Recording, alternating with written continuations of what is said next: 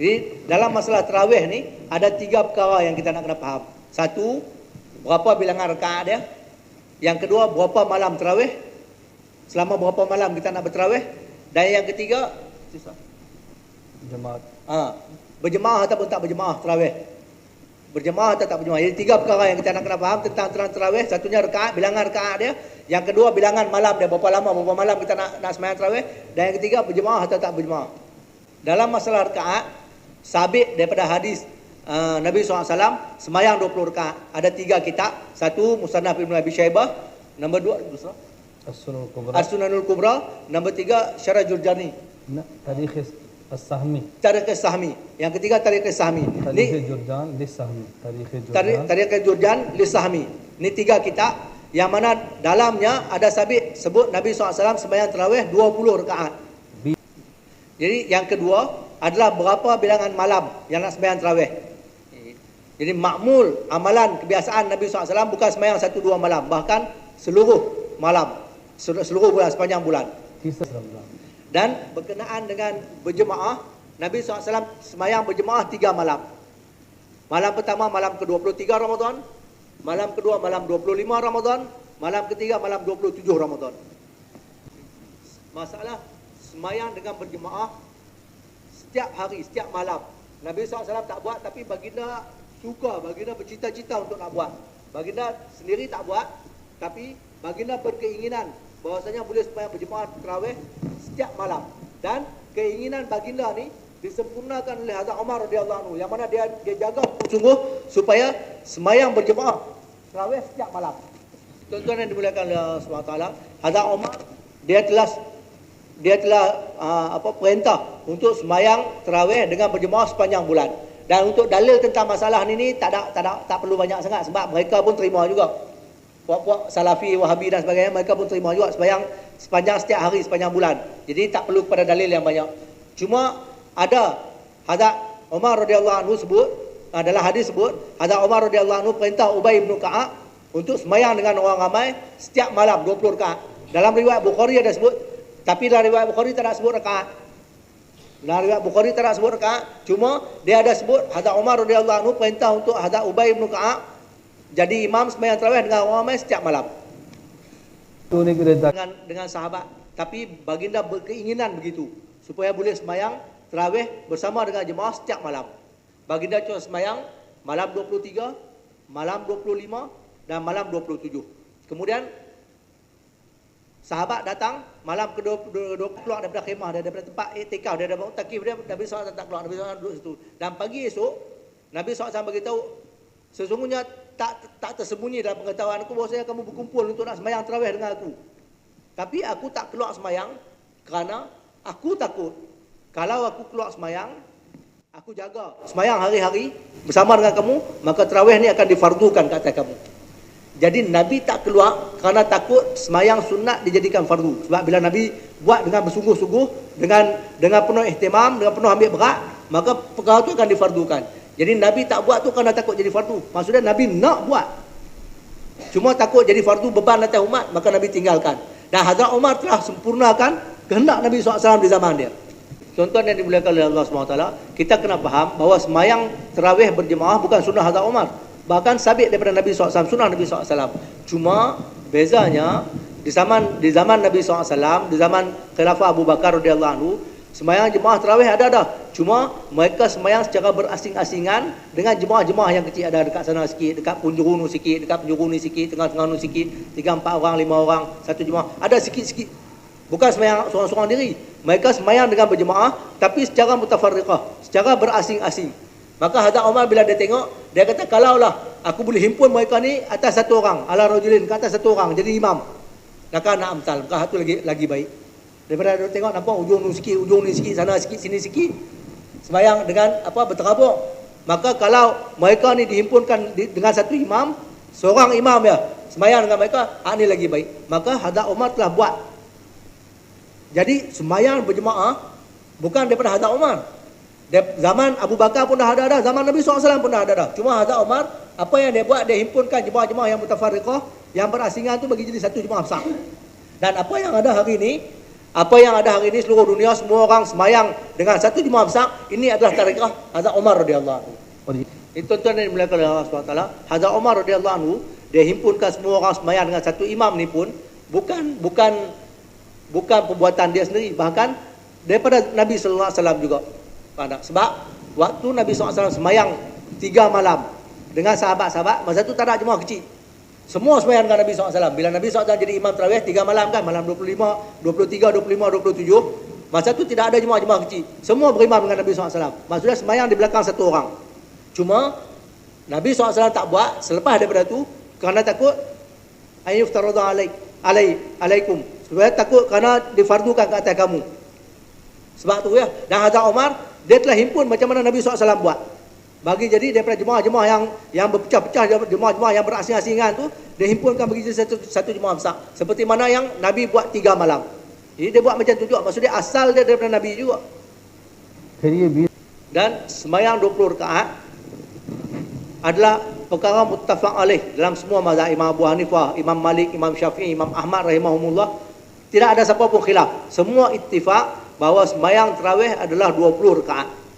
Dan sejak daripada zaman Nabi sallallahu alaihi wasallam sampailah ke hari ini di Haramain Syarifain di Mekah di Madinah, secara berterusan, secara musalsal setiap tahun semayang tarawih 20 rakaat. Tidak pernah putus.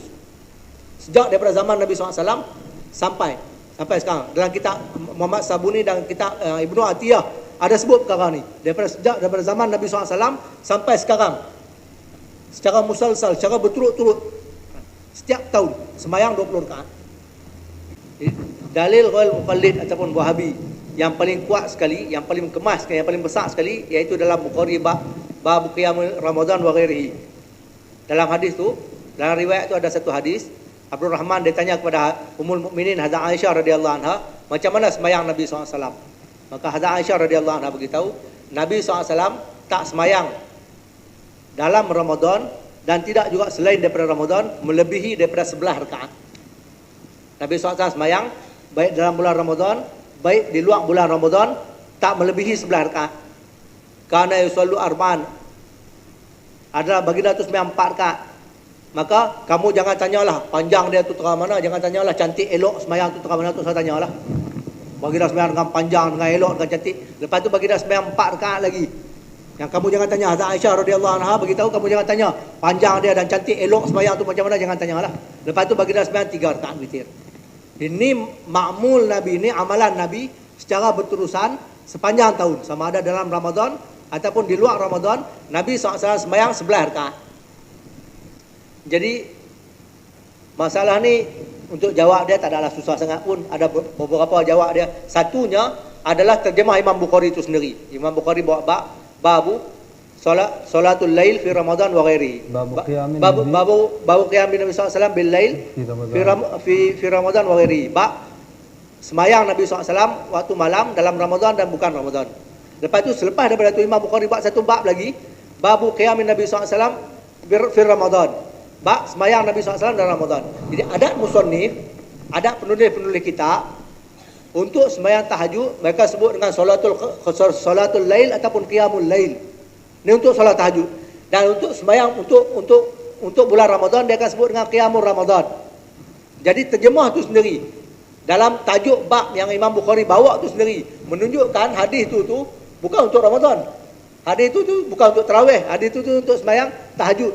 Sebab babu qiyamin Nabi SAW bil lail. Sembahyang malam Nabi SAW dalam bulan Ramadan ataupun selain.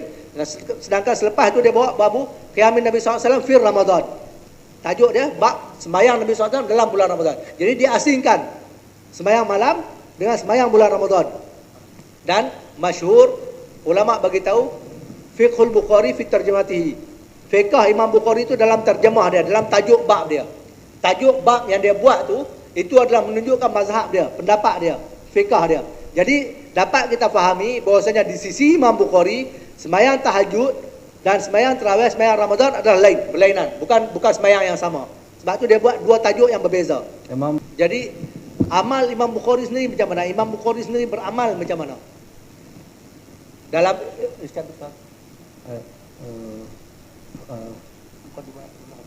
फ़तुल बारी शरह उसका मुकदमा हदीयुस सारी। Hadis Sari lah, Hadis Sari Muqaddimah Fathul Bari itu dia ada sebut amal Imam Bukhari rahmatullah alaih, dia habiskan Quran dalam sembahyang tarawih dia satu Quran, dan dia habiskan dalam tahajud dia satu Quran.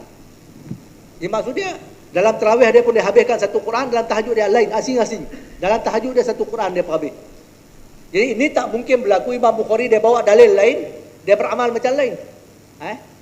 Dalil dia sembahyang, dia bawa dalil sebelah rakaat, amal dia buat macam lain. Tak? Imam Bukhari dia bukannya. Imam Bukhari satu orang yang sangat warak, orang yang orang yang sangat warak. Dan dalam hadis itu sebut, makana yazidu fi Ramadan wala ghairi ala 11 rakaatin. Nabi SAW tak tambah sama ada dalam Ramadan ataupun di luar Ramadan lebih daripada lebih daripada 11 rakaat. Dan sembahyang tarawih dalam Ramadan ya, luar Ramadan tak ada tarawih.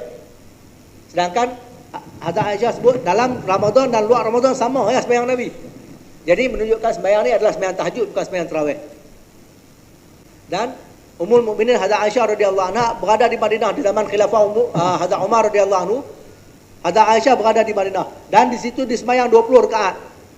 Kalaulah dia berpegang dengan sembahyang 11 rakaat, tentu dia akan tegur. Tak betul ini sembahyang 11 rakaat. Tapi tidak ada sebarang teguran, tidak ada sebarang perkataan yang keluar daripada Hadza Ummul Mukminin Hadza Aisyah radhiyallahu anha. Maksudnya dia pun tak qail, dia pun tak berpegang dengan 11 rakaat tarawih. Malah bagi tahu kan. Kemudian kalau kamu kata hadis ni kamu buat sebagai asas, sebagai tunggak kamu 11 rakaat sembahyang tarawih, maka daripada hadis ni maksudnya sembahyang tarawih satu rakaat pun akan terbatal. Kamu kena sembahyang tarawih sembahyang witir satu rakaat akan terbatal.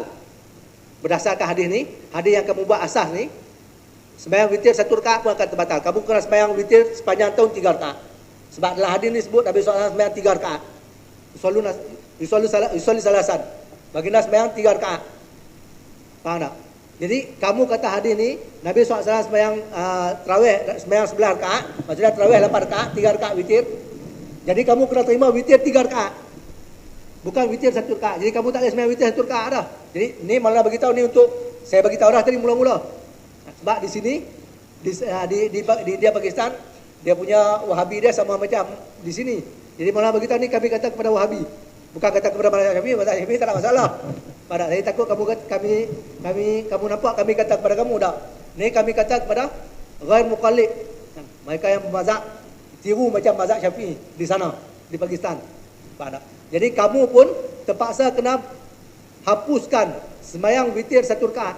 Sebab apa? Sebab dalam hadis tu sebab sebut Nabi SAW sembahyang 3 rakaat. Di sepanjang tahun kamu kena sembahyang witir 3 rakaat. Kalau kamu nak pegang dengan hadis ni.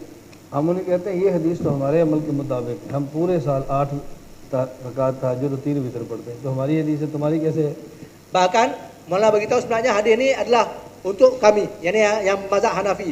Sebab kami sepanjang tahun kami berpegang dengan sembahyang tarawih 8 rakaat, sembahyang witir 3 rakaat. Jadi hadis ni sebenarnya muafakat dengan kami. मैंने थोड़ा सा मसला अर्ज किया ये समझाने के लिए कि तरावी 20 रकात है, 8 रकात वाला जुर्म न करना। तरावी 20 रकात है, 8 रकात पढ़ के दौड़ने वाला जुर्म न करना। Dan aku malah bagi tahu, aku bagi tahu masalah ni cuma nak bagi tahu masalah tarawih 20 rakaat. Jadi jangan kita marah pada orang sembahyang 8 rakaat pula. खुद भी 20 पढ़े और लोगों को समझाएं कि तरावी 20 है। Jadi kita sendiri sembahyang 20 dan kita cuba ajak orang lain dan fahamkan orang lain bahawasanya tarawih 20 rakaat. समझ आ गई? Faham? Tuan-tuan. बोलो ना। Jawab. माशाल्लाह। Masya-Allah. आगे समझाएंगे? Aku akan sebut lagi. Boleh? इंशाल्लाह। Insya-Allah. Insya-Allah. आमीन। अल्लाह हम सबको समझने की तौफीक अता Semoga Allah SWT lagi faham kepada kita. हाँ, बस वो